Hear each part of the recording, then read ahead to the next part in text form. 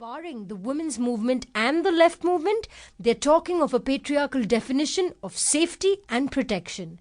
They're not talking of protection or defending women's fearless, unqualified freedom.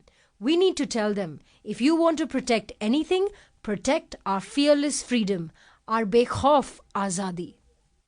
In that speech, I had also asked if advertisement campaigns by governments against sexual violence, which asked men to be real men and protect their sisters, were really a solution or part of the problem. I asked how it was helpful to ask men to be manly and brotherly towards women when society saw violence by brothers against sisters as honorable, manly and brotherly.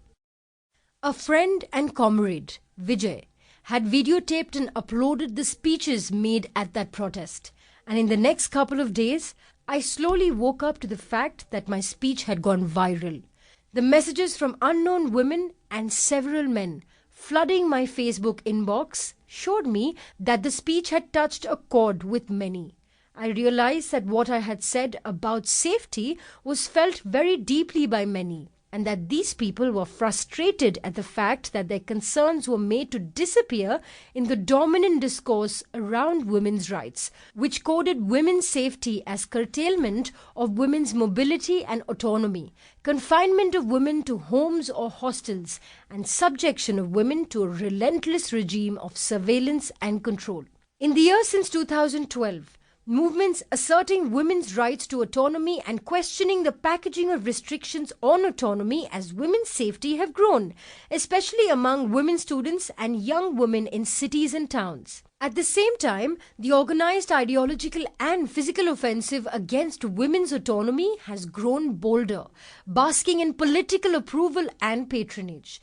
This aggressive patriarchal politics threatens over and over to submerge and overwhelm the issue of women's autonomy, to drown out or discredit the voices of women asserting and demanding autonomy. In our minds, in India, violent attacks on women's autonomy tend to hide in plain sight, shaped by the social structures we inhabit, our own minds supplying the disguise for them, helping them seem like harmless and innocuous ways to keep women safe.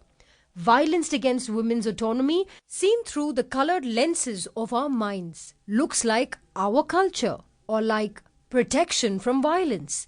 Such violence looks normal, homely, acceptable and even protective of women. This book is an invitation to take off the lenses and disguises and take a fresh look at the familiar, intimate ways in which households, communities, cultures, the state and the economy work together to rationalize and even celebrate the curtailment of women's autonomy. A statutory warning: the process of re-examining and challenging our comfort zones is injurious to close-mindedness, complacency and false pride. But our ability and will to change ourselves and our societies for the better is perhaps our best feature as human beings.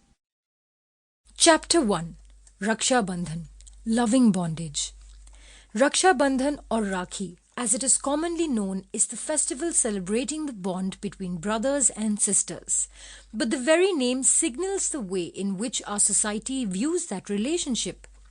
From childhood, we are taught that this is the occasion for sisters to tie the Rakhi, the Raksha Bandhan or the thread, bond of protection, around the wrists of their brothers to remind them of their duty of protecting them. My sister and I had no brothers, but I grew up tying Rakhis in the wrist of a couple of boys who were close friends. The Rakhis were pretty and I liked to have one of my own, so it became our habit to have the boys tie Rakhis to us as well. In our families, no one spoke much about the boys' duty to protect us girls. We were friends and playmates, and this was just another game. My father had sisters and my mother had brothers. However, in my world, I saw the sisters being protective of brothers as much as the other way round. And protectiveness was not associated with masculinity or with control and restrictions. My first brush was frighteningly macho. Brotherly protectiveness occurred when I was about 16 and in high school. My friends and I had befriended a bunch of teenage boys from another school. These boys appointed themselves as our brothers. Initially, we found this amusing and humored it. But then, one day...